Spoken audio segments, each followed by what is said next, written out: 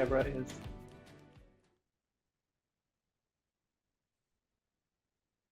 Deborah is, as it says here, an independent consultant and the publisher of The Content Technologist, which is a newsletter, a resource for content professionals.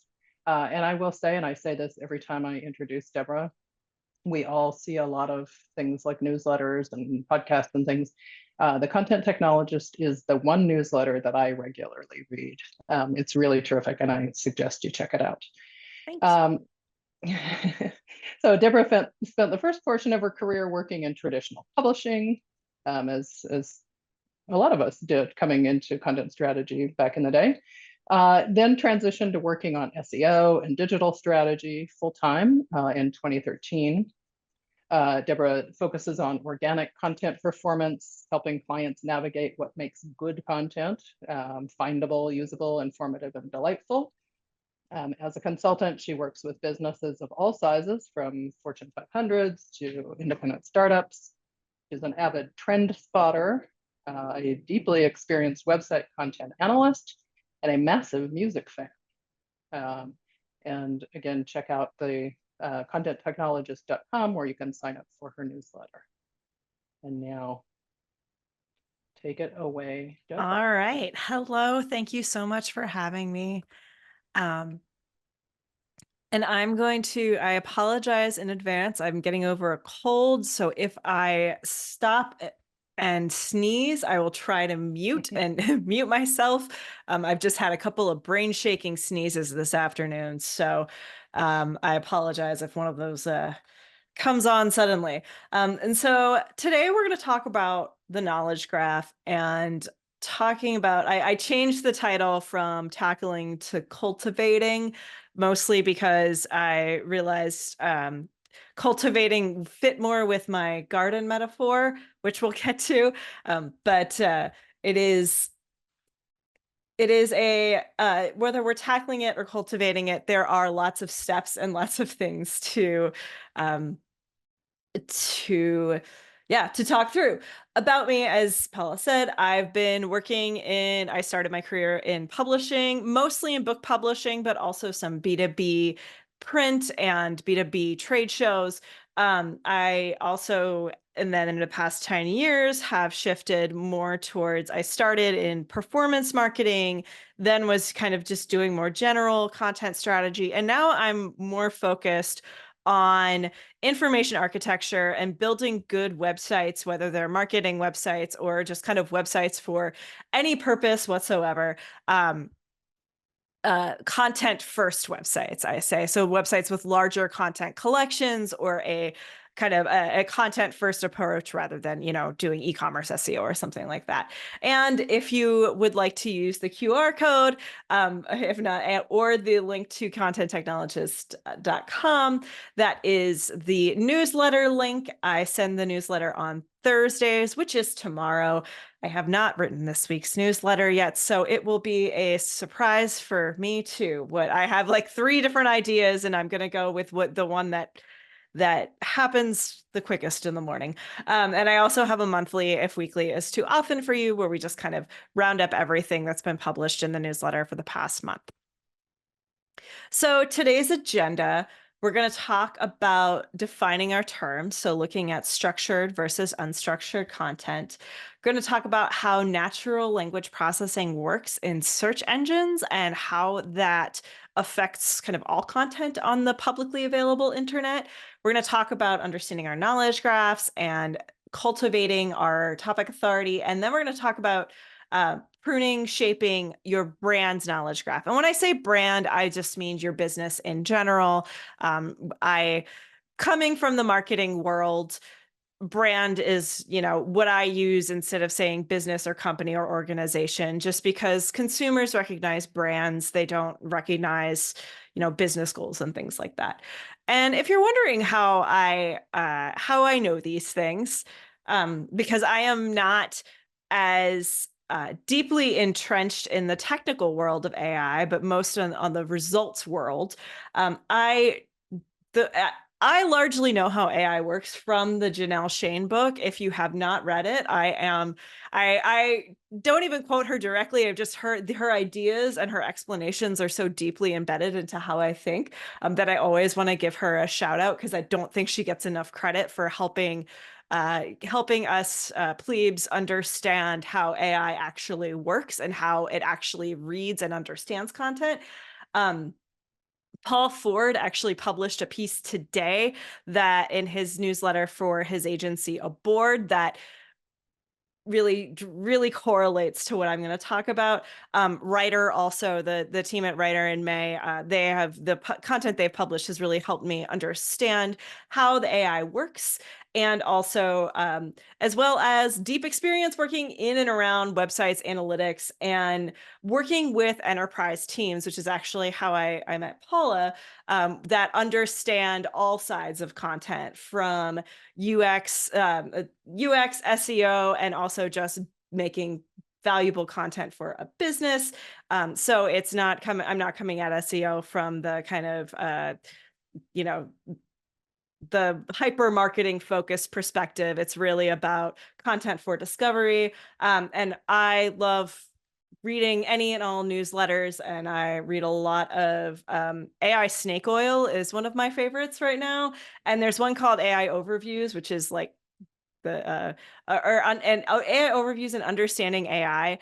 They're both very generic, but they are very, very good newsletters. So, and I have links to those on my website if you're interested in reading those.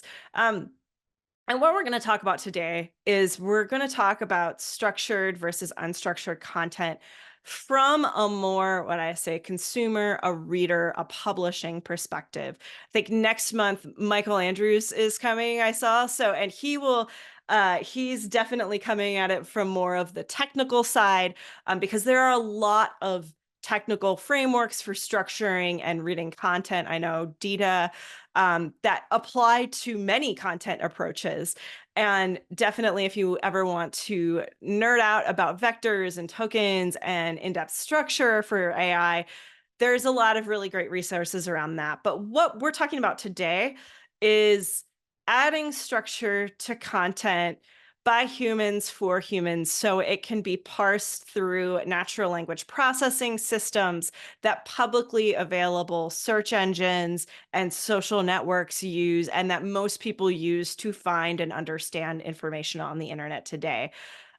Because the idea is, and this is actually the Paul Ford newsletter that I mentioned, one day those frameworks will go away because they are so much work to implement. I don't know that it will happen anytime in the next 20 years, but the eventual goal is that any piece of content will be able to be read and organized without adding additional markup. We are not there yet.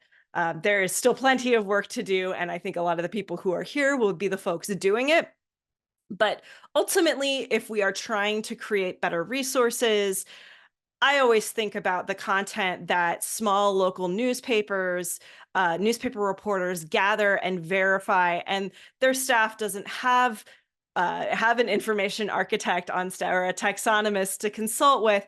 So that content should be as findable as, technical documentation for the world's largest companies. Ideally, that's kind of where we're getting to. So I do want to kind of give that caveat. There are a lot of really great resources on how to structure content specifically for AI to read and to create your own chatbot. This is more about how AI reads the content that is already out there, and what we as content professionals, as content strategists and designers can do about that, and how we can understand that. So as I said, I come at this from publishing. I was an English major, and in poetry, forms like the villanelle, the solid, and the sonnet, and the ballad, they all have structure. They all use different rhyme schemes. These traditional formats have meter, scansion. They all have structure embedded within the work. Other very readable content has structure. Comics, the structure of the panel defines it as sequential art. these different individual panels and how the panels work together, and whether you have 3 or 4 panels or 8 panels in this one, that provides structure to the content. So structured content isn't a new thing that started with databases.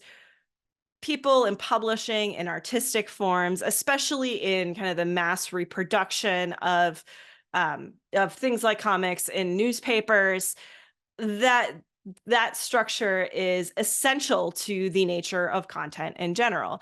You could also ask, does structure define good or artful content? But then you get to something like Finnegan's Wake, which is famously James Joyce's last work. It's quite inscrutable. I have not actually read Finnegan's Wake. I don't have the patience for it, but there's very minimal structure aside from chapter markers. It begins with a sentence fragment, invents new words, and uses archaic terms you need a dictionary to even think about understanding, because James Joyce maybe made up the word, or maybe he used something that, comes from Irish or whatnot. And also, you may have learned, if you were an English major, about post-structuralism at some point. It is not directly relevant, but could definitely be an ideological critique of how we make meaning from content and how that talks to the machine. That can go to liberal arts college professors. I think it's fascinating because this Barthes drawing, or this Barthes diagram, definitely looks like it could be something, programming or a user workflow or something like that, but it is just post-structuralism. So, but structure in content is an essential part of how we read and understand content. Books have structure. Like I said, came from book publishing. I love the Chicago Manual of Style. It dictates how books should be structured. They have tables of contents and footnotes and chapters and indices. And this organizes information and makes it more readable and findable. Newspapers have structure. They have internal and external structure. There's headlines, bylines, index, columns, cut lines, but also the way content is written. And if you went to journalism school, you're familiar with the inverted pyramid. And that in and of itself is a structure where you have the most important information at the top, and it gets more detailed as you go down the column, because much like the internet, newspaper reporters assume that people don't read much past the headlines. And in our age, content management systems, as many of you are familiar with, attempt to create structure around rather rapidly produced and well thought out internet content. So our content management systems that help us publish content on the web, they have structure, kind of.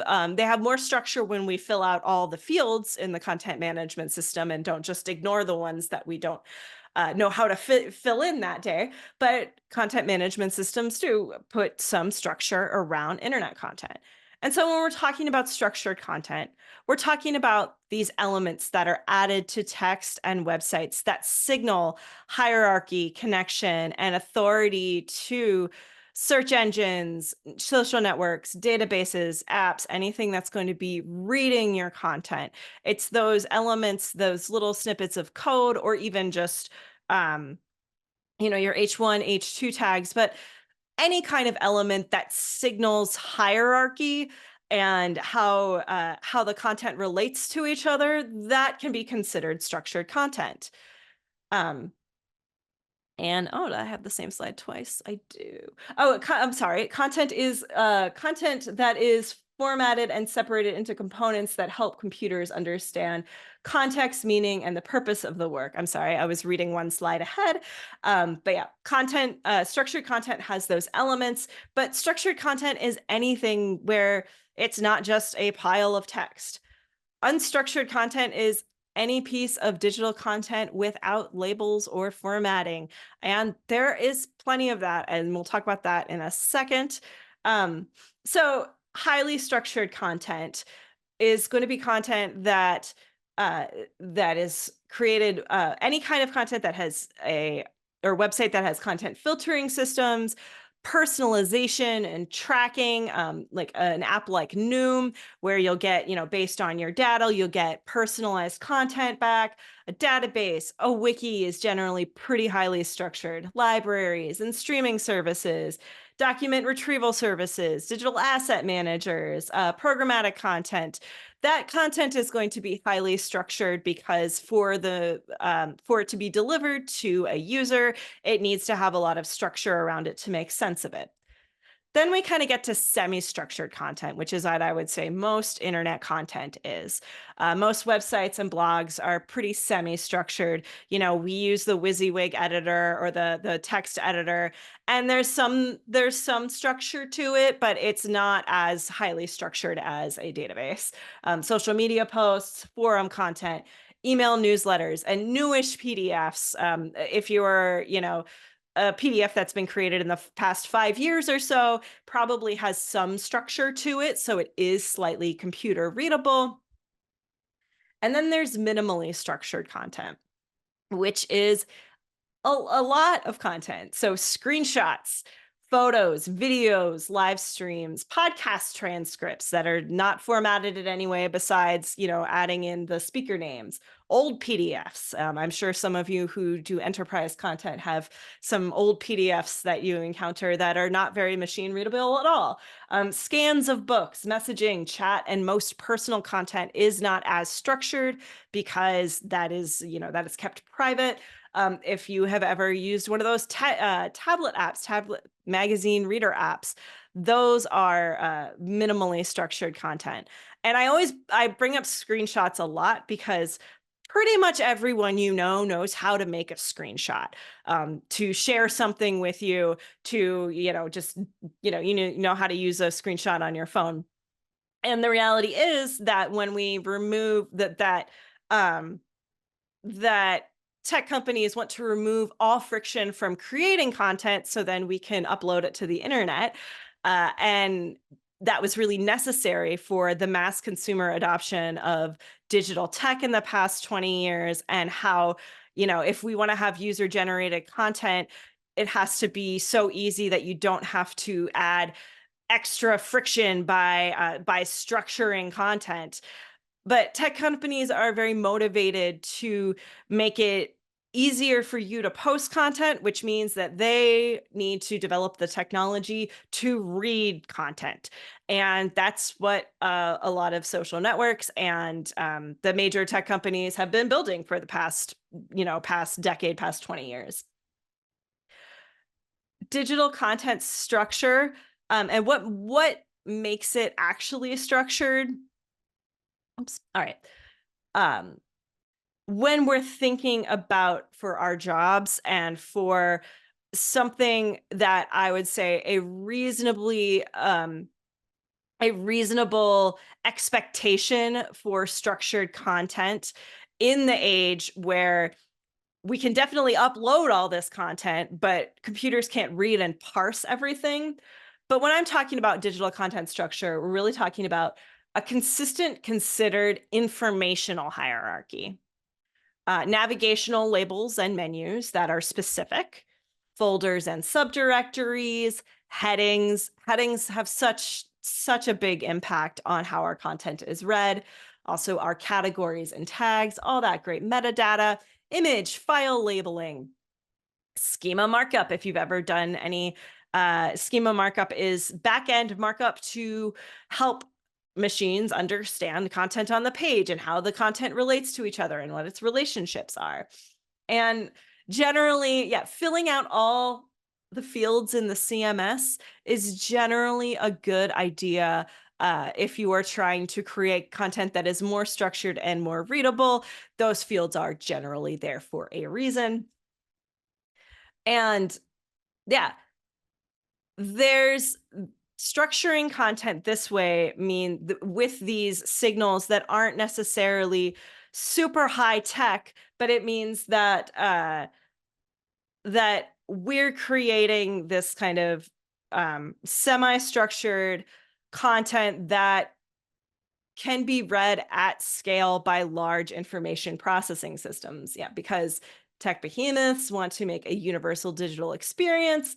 They want to organize and understand content, often to sell advertising against it. This is one of those things. It's like, yeah, the reason they're doing this is to make money down the line, but without that added friction for creators that, to have to organize their own content. They want people to upload and use and share and not have to think about how it's being organized. Oops. So how do search engines and social networks read unstructured content? Through natural language processing, which is how computers read and process writing and speech, which mimics how humans think about language. Natural language processing has been very common in search engines for the past 10 or 11 years. When I started in search in 2013, it was right when Google's Hummingbird algorithm became part of the ecosystem. And that was really the first time that natural language processing was introduced where where Google was trying to understand what you're saying as you're saying it, and not because you've added, 87 keywords throughout the piece that don't seem to fit or make any sense other than that there's a keyword there. What is natural language processing? So it's often called, or natural language processing is within the science of neural networks, which are named after human brains, but they are not the same. Algorithmic knowledge processing systems and computer memories work really differently than human brains. And I don't actually know how the human brain functions, but I do know how search and social and algorithmic recommender systems function. My sister is a psychiatrist. She can tell you more about the brain. I do understand that, it's likely that our brains use some form of this, this process, but it is much more complex than what contemporary computing systems are. And here's the thing is, like, before content, or I was going to say, before kind of we blamed everything on the algorithm for, surfacing different content, uh, search and social mediums, I compare those to like shipping and the postal service, wherein they are the distribution for your content, and these recommender systems are reading and surfacing your content anywhere that you're publishing online. So they're taking your language and they are um, turning it into content, to new content, and understanding how they can best recommend your content to distribute it. So it's kind of like language is your postage. Language is that shipping system with natural language processing. And what natural language processing does, it's how computers read. And it considers how words work in their context, in addition to their statistical likelihood to appear next, which is that's more of an LLM. Natural language processing understands how words relate to each other and how they are how their relationships with each other and what words mean in different contexts. It also uses some really TF-IDF, which is a document frequency idea, that's like something like 50 or 60 years old. Natural language processing uses kind of these old school statistical functions to understand how different words and terms work in relation to each other and what they mean. There is also a good bit of similarity with other existing authoritative content. Consistency with existing content that is considered to be authoritative. Those are big parts of natural language processing, because computers can't understand anything. I mean, humans can't understand anything unless you have context for how you've seen it previously. And that context and that memory is hugely important to how your content that you're creating now is read. So what computers remember about your content is how it is read, or computers remember about a certain topic has an impact on how the recommender system will read all future content about that same topic.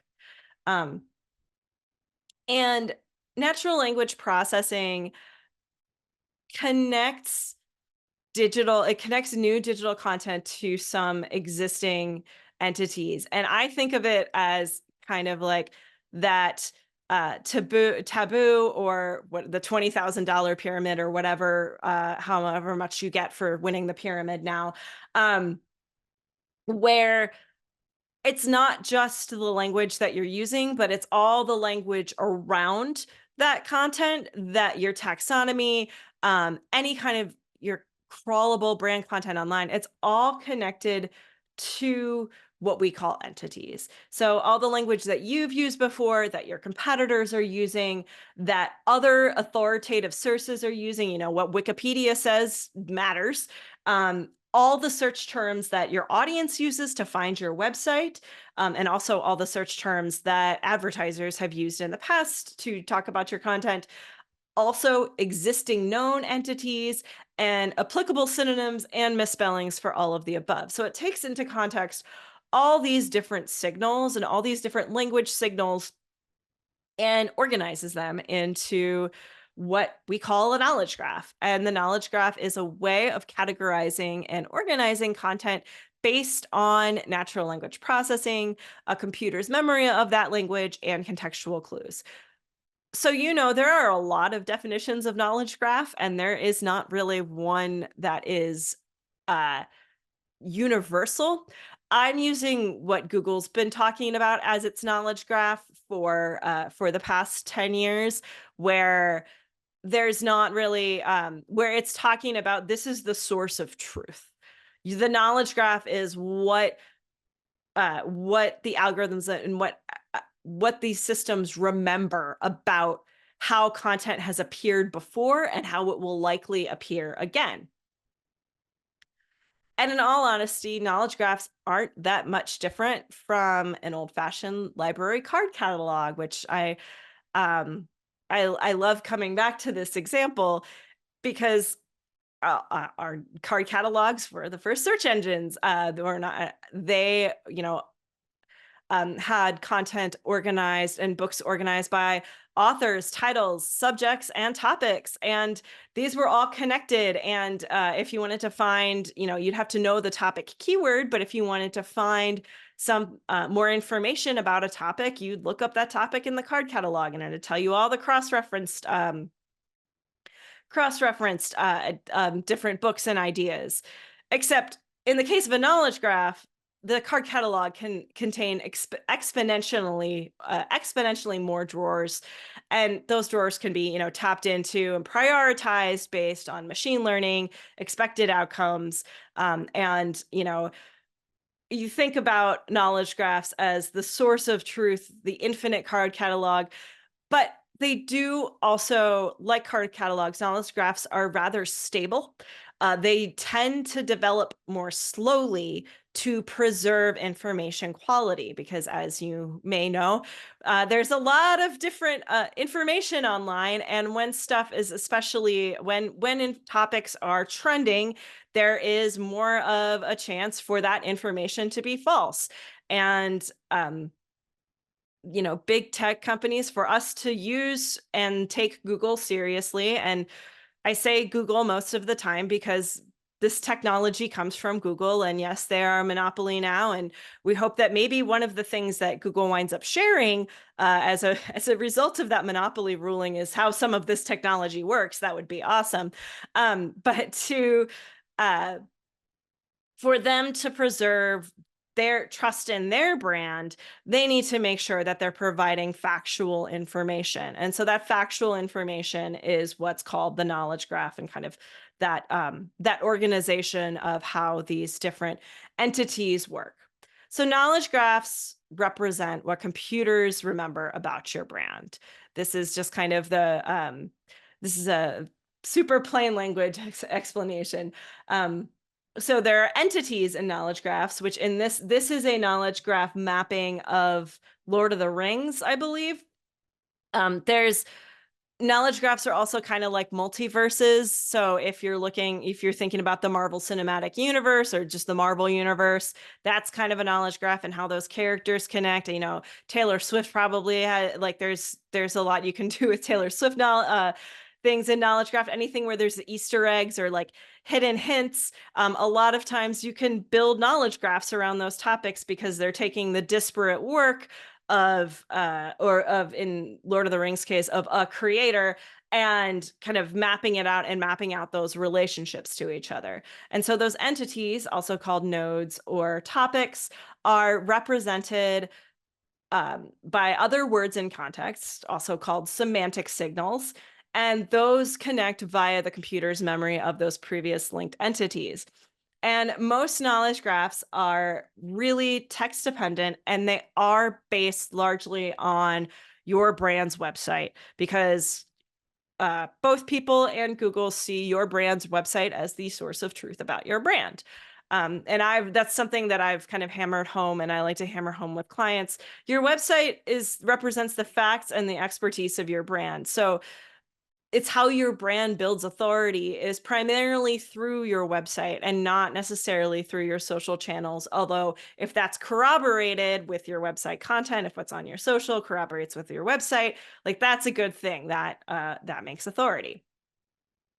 So when we're thinking about a knowledge graph, one of the definitions I go with is a database that stores and recalls large amounts of facts and semantically and topically related data in which entities or nodes or just nouns. If you're thinking about entities, we'll talk about in a second, entities or nouns are defined in their semantic relationship to each other.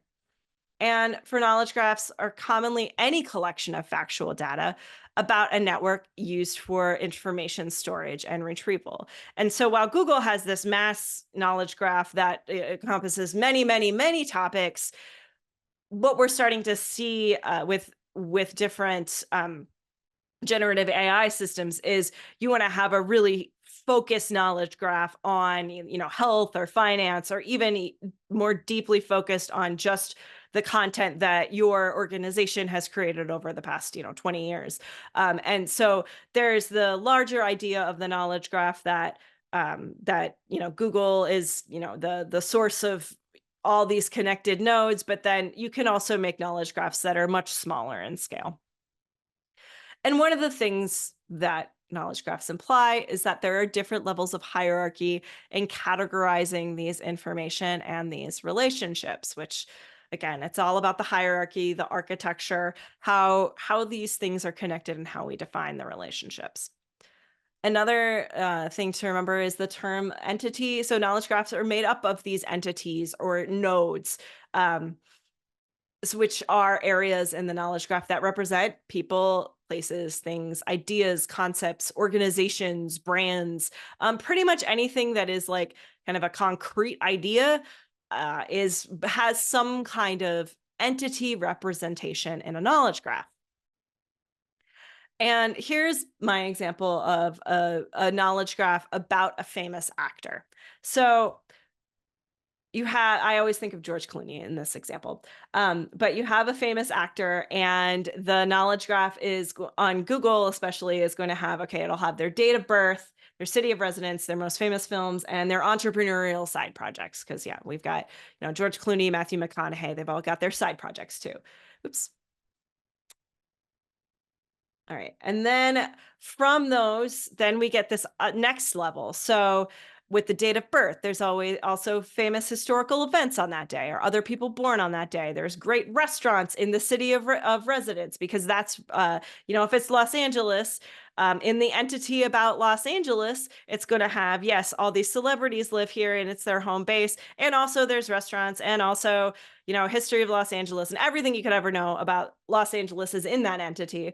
There's museums, and then for the famous actor, what the famous films are connected to are also, famous directors, other people in those films. For their side projects, those entities are connected to their business partner, their side business's value, commercials for the project. And then you go even one more level out and you'll see, oh, on that date of the date of birth, there are also events scheduled on that date for this year. And that could potentially be connected to a museum's event calendar, which could be connected to an exhibition about the artists about the museum, or about other artists in those museums.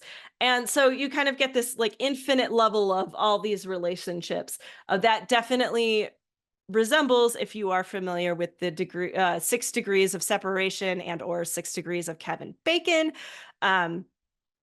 the game where you can you name, someone gives you a famous actor and can you get to a Kevin Bacon movie within 6 steps? And almost certainly you can, because he has been in so many movies.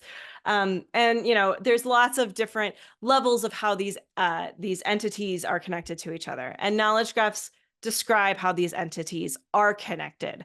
So it's not that you're getting directly from George Clooney to his date of birth to museum events on that day, but you're taking these different steps in the knowledge graph that it can link and understand that information together. Knowledge graphs also provide context about multifaceted subjects. So this is another one of my favorites. So November 11th, this is my partner's birthday. It also happens to be the birthday of Kurt Vonnegut, Leonardo DiCaprio, and Dostoevsky. Also, it is the holiday Armistice Day, Singles Day, and Veterans Day. Singles Day, if you are not familiar, is like a shopping holiday that was invented to be like the anti-Valentine's Day, and it's because it's 1-1-1-1-1-1. That's why that's on November 11th. It's also the end of World War I, which is Armistice Day. And what the knowledge graph does here is it tells you, like, when you think about this contextual relationship and building the knowledge graph around it, it's not just that November 11th is related to Kurt Vonnegut, but it is his birthday, and it's Leonardo DiCaprio's birthday, and it's Dostoevsky's birthday. And it's also these holidays, and it was this historical event. So it can store information about all of these things on November 11th, and it's describing what that relationship is. So really briefly, the thing about knowledge graphs that we want to remember is that anytime that we search for or even query a chat GPT or a search GPT or any other AI natural language processing engine, is that it's going to take from our content, from the content that already exists, and then it's going to put it in relationship to all the other content that has existed in the world. So how do we know what's in our knowledge graph? And so, because we all have one, our organizations all have one. We as people, some of us people have them, some of us don't. Mine's very, very light. I'm very glad about that. But our knowledge graphs represent what the internet knows about us, or the internet knows about our business, our brand, our content. So 3 really quick ways to evaluate that. Because sometimes when especially if you're the kind of person, or you're working in a business that's just getting started, we think we don't have anything, and we don't have any, like, even if you're working on an older website and it's like, oh, this website's old and no one likes it and no one goes there, and we think that nothing's there. But in all actuality, most circumstances, we are starting with something. There are sprouts. There is actual growth that has been happening, especially if your business has existed on the internet for any length of time. In many circumstances, we're starting here.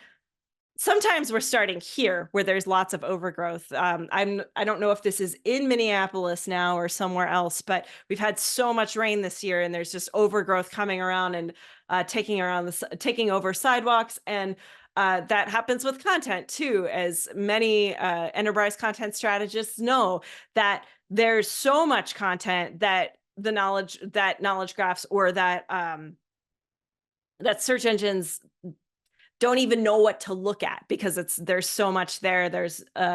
They don't know where you have authority, where you've been building authority. So your brand is already a part of knowledge graphs. Whether you have too much or you just have some sprouts, your brand, it already exists. So the first thing that you should do is to understand where you are at with knowledge graphs is to take your temperature. This is kind of the first rule of Google is first Google yourself to see if you show up first for your brand name. Ask ChatGPT, what does it know about your brand? What does it know about your topic? Ask the robots directly, ask the databases directly, and probe into different authority areas. This is content technologist has a little presence in ChatGPT. And I recommend if you're like, I have no idea what it knows about my brand or it knows all the wrong things about my brand, just start asking the different iterations, whether it's Claude or ChatGPT or Gemini.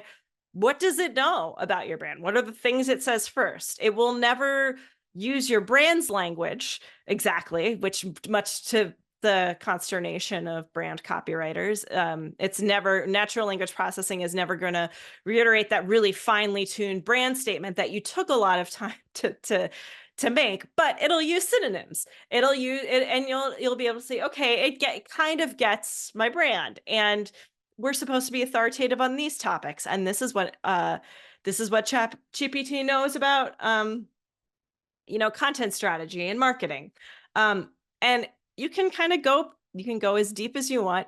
When you run into hallucinations, hallucinations don't always indicate that it doesn't know anymore. They can show up even when it might have the answer right there. But if you're running into hallucinations, it often means that the knowledge graphs that these large language models and recommender systems are built on top of, it doesn't know where to go next. So it's making things up. I can't wait for the day when all of the chatbots, when it doesn't know the answer, instead of making it up, it just says, I don't know, sorry. Because that's the nice thing to say when you don't know the answer. But yeah, take your temperature, do a little bit of brand searching, do a little bit of authority searching, see, ask if your brand is trying to be authoritative in certain topics, ask chatbots, what it knows about those topics and if there are resources on those topics. And if you show up, you don't have to show up, but if you do, you have a pretty solid foundation. Another thing to understand another tactic to understand what topics you're authoritative on and how those entities are connected to your brand's entity is to look at your Google Search Console data, understand how algorithms are prioritizing and reading your content. There is no better way to understand how Google reads your content than Search Console. And in all my experience, Search Console also gets right the topics that you're authoritative on in AI too, because it's all taken from the same crawl data, the same web. It's all taken from the same content. And because Google has been the leader of this type of technology, it generally Search Console, which shows you how your website is performing in Google search, will also tell you the topics and pages that it understands are connected to your brand. So filter out queries with your brand name. So queries not containing your brand name, and the remaining topics and high performance queries, that's what search engines know about your brand. And there might just be one or two topics, or there might be many. And many of them you may look at it and say, if you have a lot of overgrowth, you may say, wow, it knows a lot of things about it thinks I have authority on a lot of topics that we really don't need to have authority on. And so that's kind of when you have overgrowth and you might want to trim back. And you can also, let's see if this video is working. Oh, No, there it is. Okay. Um, the other thing to do is to ask third-party software. Tools like SEMrush, RF, SparkToro can show you where your web content already has that topical authority. Anywhere where your website is ranking in search above position 20 or so, that's an area where you have opportunity because search engines and algorithms are reading that as an area where you have authoritative content. And if you do SEO on your website, if you have an SEO on your team, they can recite those keywords that are high priority for you, probably off the top of their head. So ask them and ask them where you're showing up and where your opportunities are. This is where you can work with your SEO and your marketing team to just understand where your content is at and understand where your website is at.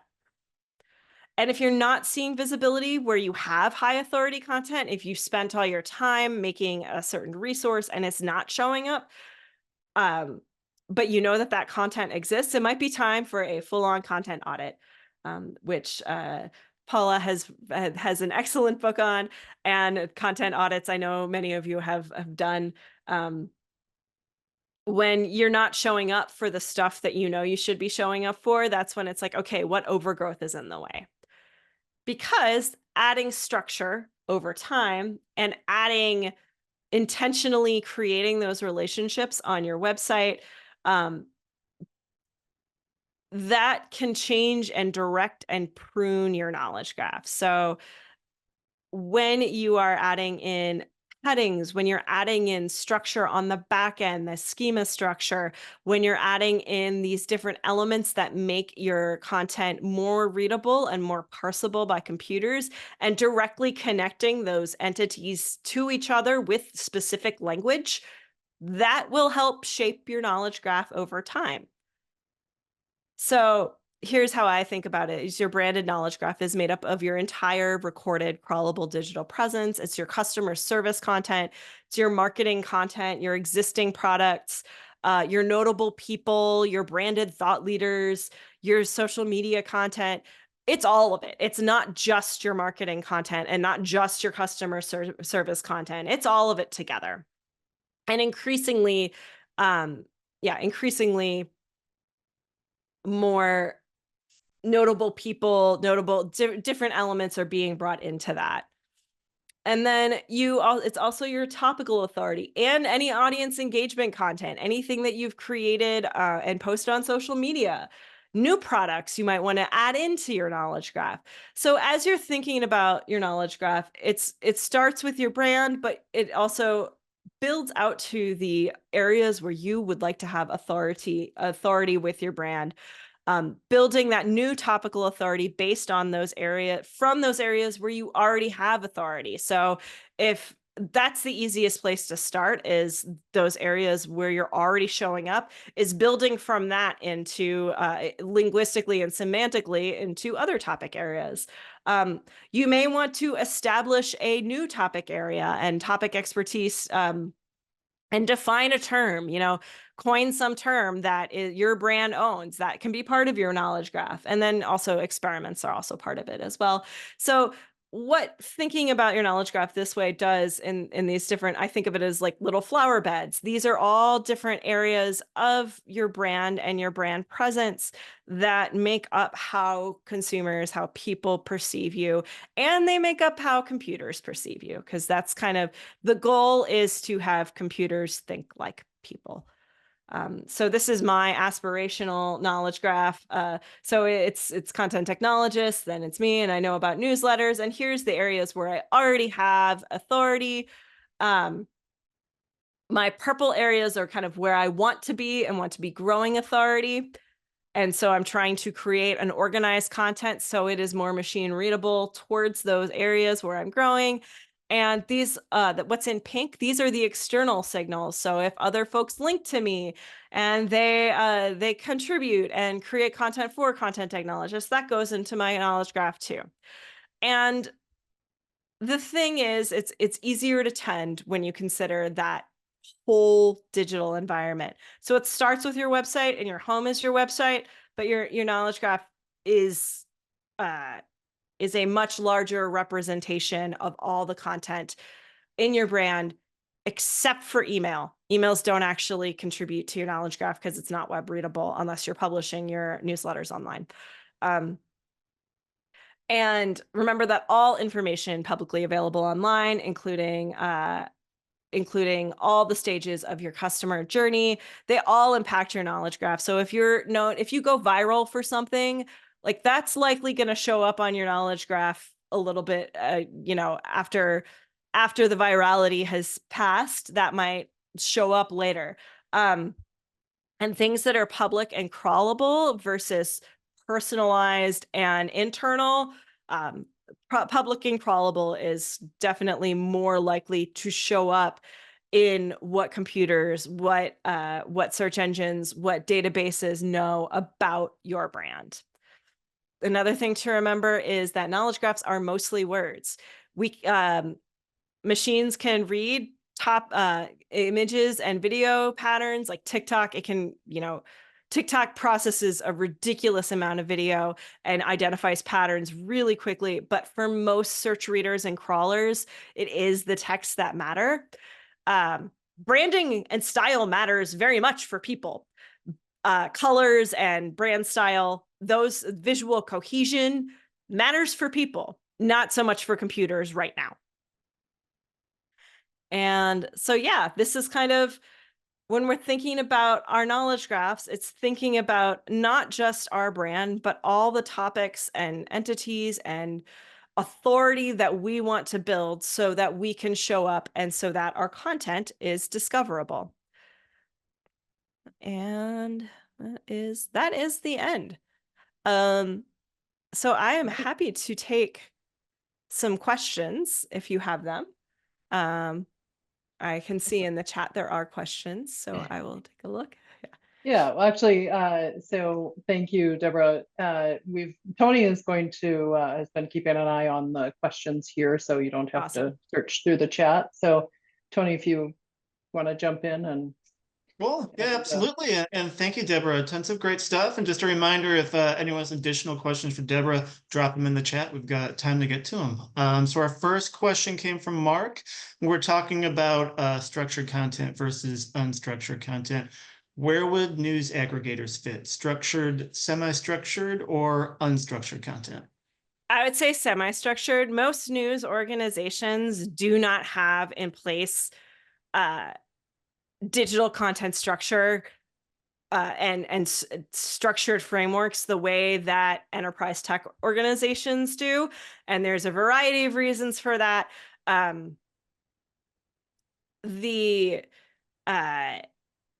That mostly because a lot of news organizations did not want to make their content readable by Google for a long time for business reasons. So they saw Google was stealing their content, and they're not necessarily wrong. So news aggregators now are more semi-structured. That said, yeah, all of the structure that goes into creating print news content has not yet been transferred to much of the news content online for most sources. Although, New York Times, Washington Post, that is highly, highly structured. But when I'm thinking about my local paper, the Star Tribune, I call that semi-structured. Although they just changed their content management system, maybe there's more structure now. So, yeah. Thanks, Deborah.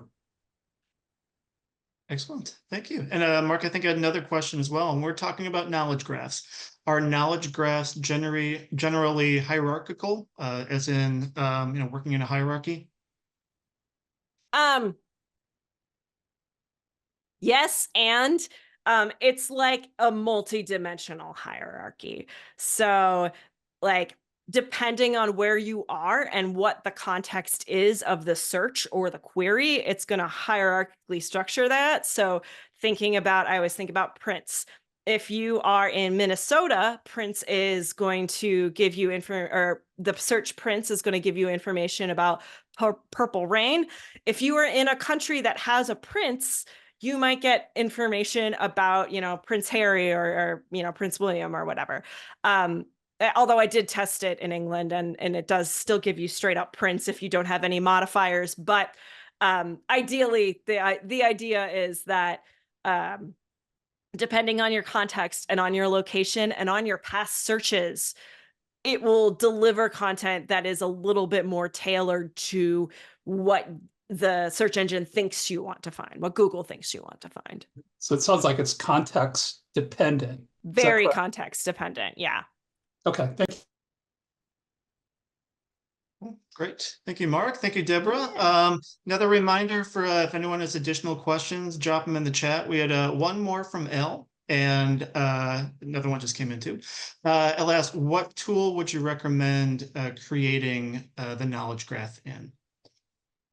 So I would recommend, it's not like if you're actually creating a knowledge graph to be read by natural language processing, I'm actually not sure how. I haven't done that particular exercise, but if you want to make a spreadsheet or an Airtable that maps out some of these ideas, like the where your brand and where your existing products fit and what those entities are, just any kind of mind mapping tool or structured content tool. We are seeing more, with Obsidian and CraftDocs and Notion. There's more tools that are adding structure to that sort of content to make that mind map. But if you think about it, a knowledge graph is more that you're setting up the machines to read your mind map correctly, rather than you can't actually dictate to them what to read, which is a little bit, it's kind of like humans will read your text and they will gather what you see. So, or gather what they see and what they interpret. But the knowledge graph is more kind of that steady, consistent source of truth. And really the best way to figure out what it already knows, or what's already there, is to kind of map those connections out for yourself. So you can, it is like you could do a sitemap that is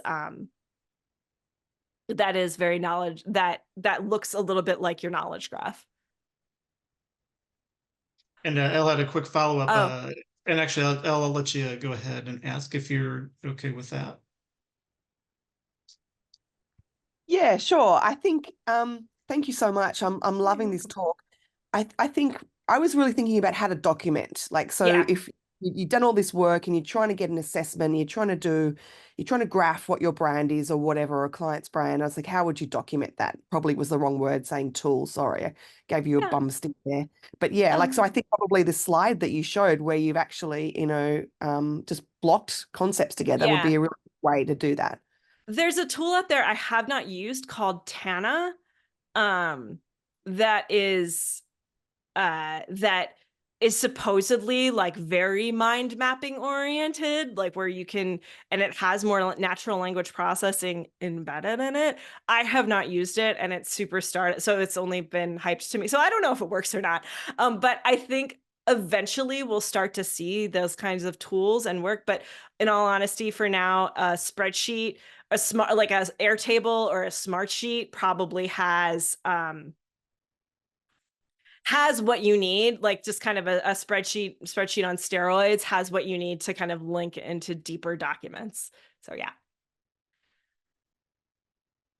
Excellent. Thank you. And one more question from Wendy. Is there any way to see the actual knowledge graphs that Google uses? I don't believe so, because Google keeps everything under lock and key.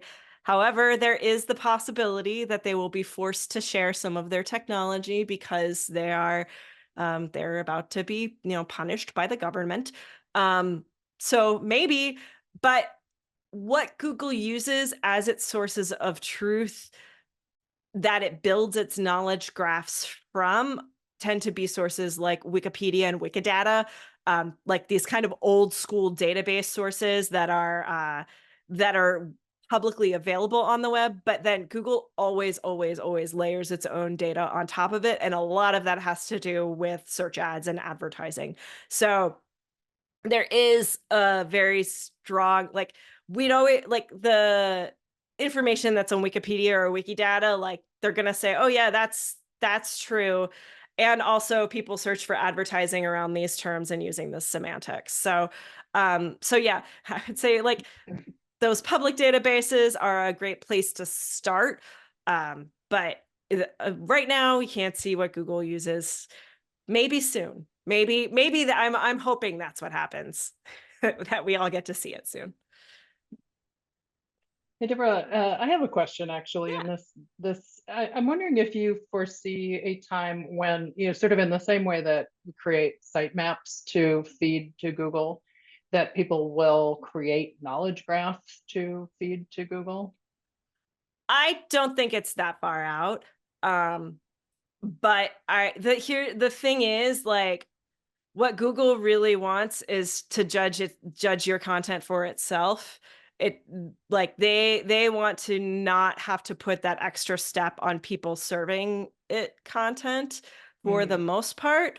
But right now, yeah, a sitemap is probably the best representation of what your knowledge graph could be, and also schema markup on the back end. If you have schema markup, that is as close to saying like this is knowledgeable and authoritative. When we used to use the meta keywords tag, like that was essentially like, yes, this is related to those topics. But the thing is, when people upload their own knowledge graphs or their own content, it just gets abused immediately. Right. Yeah. Yeah. So it's like, it's really frustrating, actually. Yeah, that's a that good, gets abused. yeah, a good metaphor. I mean, I think we all may remember back to the keyword stuffing issues, and yeah, I mean, Marcia says in the chat they want to dominate the authority, and that makes sense, where I could see it sort of like not wanting to allow, the brand or the business to so curate their own context and image and so on. And there is also a large amount, I mean, misinformation is very real, especially when you're talking about health and money. And, if you think about all the, the misinformation and health misinformation that goes on TikTok all the time. And there's still plenty of it on the general web, don't get me wrong, but like Google saying that the Mayo Clinic is more authoritative and the Cleveland Clinic are more authoritative because they've done this research and they have these trust signals, like that is that's kind of when I'm talking about knowledge graphs develop more slowly. That is to preserve information quality and to make it good information. So yes, they want to have authority, but also they're kind of legally responsible for how they present that authority, especially the more they use AI overviews and things like that to present, when, there's a whole legal things with the communications, the CDA, and the First Amendment, and how things are represented and what Google. But the second that Google starts becoming a publisher on its own, or that any AI generated content is published, the generator is responsible for that content. The company generating it is responsible, not the not like when it was someone else's website, you could always push the blame onto them. So yeah. Right. Right. Yeah. All right. Well, thanks. If there aren't any other questions, Tony's put a couple of things, or looks like people are sharing some. Oh, actually, we do have another question from Mark about whether there's a way to filter out disinformation. We all wish.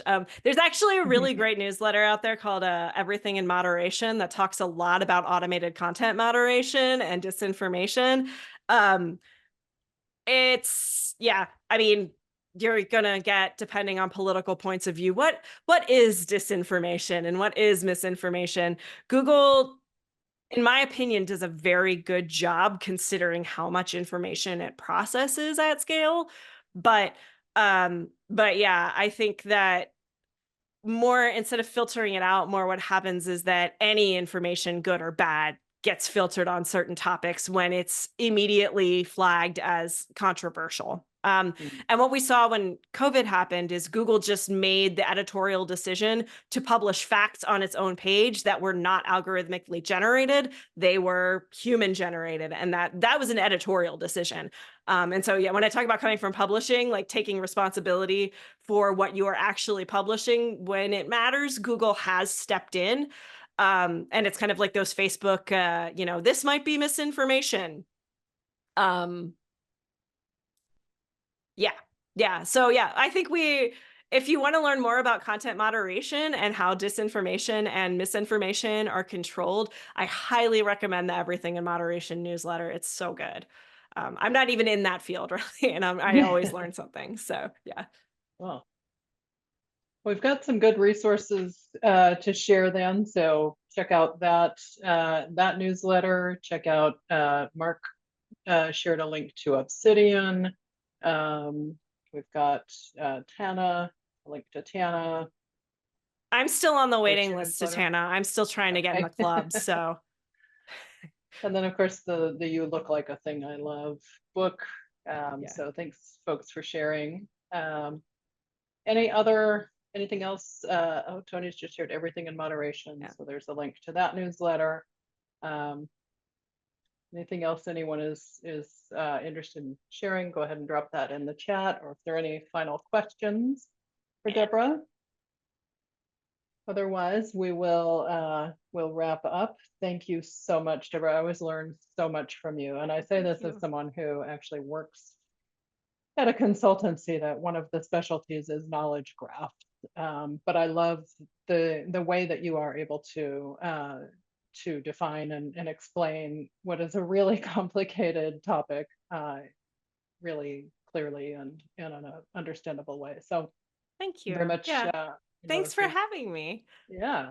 And one day I'll get to Seattle for real. I think it was in the like I have this is the second time I've been at this meetup. I've still not been to Seattle. So you're welcome anytime. We'll buy you a cup of coffee. All right. Awesome. Well, thank you. All right. Thank you everyone for joining us, and keep an eye out if you want to see review the video later. We'll post all that on our various channels. Good night, everyone.